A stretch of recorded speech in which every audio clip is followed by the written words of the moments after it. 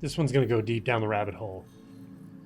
So if you feel like you're not following it cognitively, or it doesn't make logical sense, that's perfectly okay because it won't make logical sense. Just feel into it. Just vibe with where the words are pointing you. These words are going to point you into yourself. And then they're going to point you beyond yourself. So just follow experientially down, deep, and then inward and outward at the same time. So all of reality, so consciousness, which is what you take yourself to be, not the label consciousness, but the experience, which becomes intertwined with an experience of identity, is simply trying to reflect unfiltered reality. But unfiltered reality is indeterminate in nature. It has no set nature. It has no abiding nature.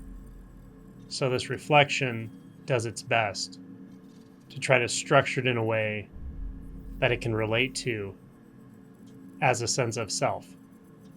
So this conscious mechanism is always somewhat relational in experience. So there's nothing inherently wrong with having a relational experience, but it is at some level unsatisfying. It's unsatisfying because in reality, there's no relationship. There's nothing apart from anything to compare itself to something else. There's nothing to even turn around and reflect on anything else. Reflection doesn't exist in reality. There's no solidity. There's no mirror. There's nothing that exists in such a way that it can relate to an experience, to an object, to a person, to a thought, to an emotion.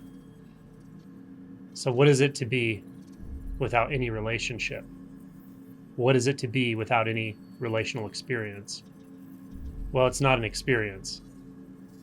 Because to have an experience, there has to be someone experiencing, or something experiencing, even awareness experiencing.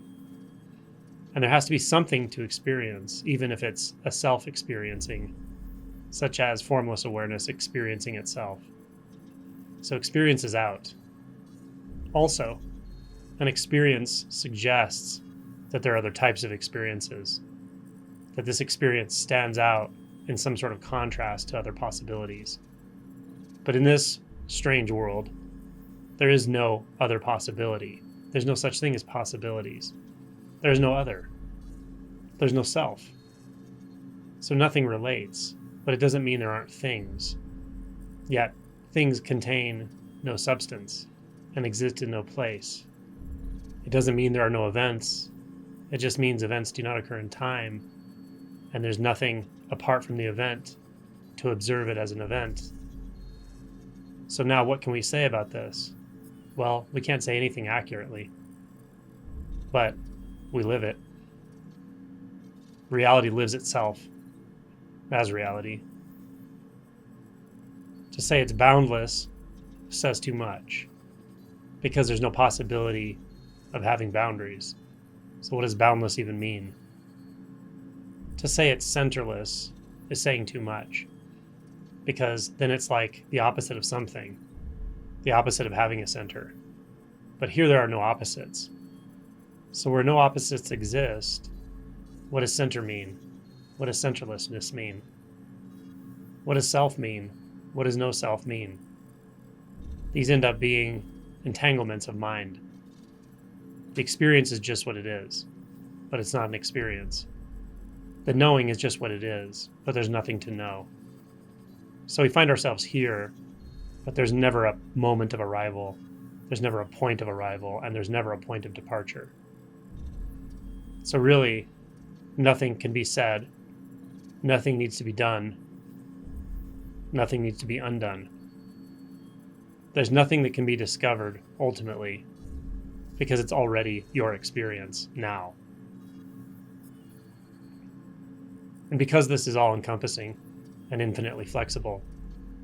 It can be experienced as an experience-or split. It can be experienced as a self in a world of others. And yet, this is never really happening. This relative experience can be fully embodied, enjoyed even, when we see that it has no substance to it. It's simply a play of the mind. It's a play of consciousness.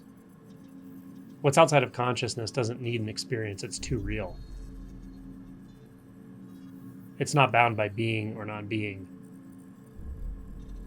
So practice if it feels relevant to practice. Inquire if it feels relevant to inquire. And that inquiry itself is already enlightenment. The inquiry is liberation.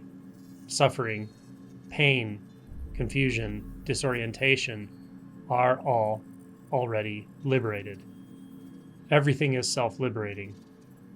Liberation is self-liberating. Delusion is self-liberating. So the pointers are everywhere. Life, just now, is the best guide. There's nothing to figure out about it, just be it knowingly. And then let the knowingness calm until even that thins out. And then there's just this. But this isn't something. It's not some way. And it's also not the absence of ways. It's not bound by formlessness. And it's not bound by form. It's empty of that distinction. It's empty of all distinctions. That doesn't mean there's nothing here. Don't be fooled by the mind conjuring an image of blackness, nothingness, space. Even the experience of nothingness is still an experience. This is beyond all experience. It's beyond all knowings. It's beyond all forgettings. It's beyond birth and death. And it's been with you the whole time. When you were an infant, you knew this without knowing it. Now you know it with knowing it, and yet convincing yourself that you've forgotten it or need to rediscover it. But that's okay too. Those are just thoughts. So notice that here there is no hindrance. There's no fixation point. There's no where that you cannot go. There's nothing you cannot experience. And there's nothing resisting any experience. So when there's no resistance, everything is just as it is, simple, clear, full. There's no need for substance. There's no need for continuity. There's no need for control. There's no need for separation or awareness. There's not even a need for perception. There's just this appearance, which is every appearance, which is no appearance.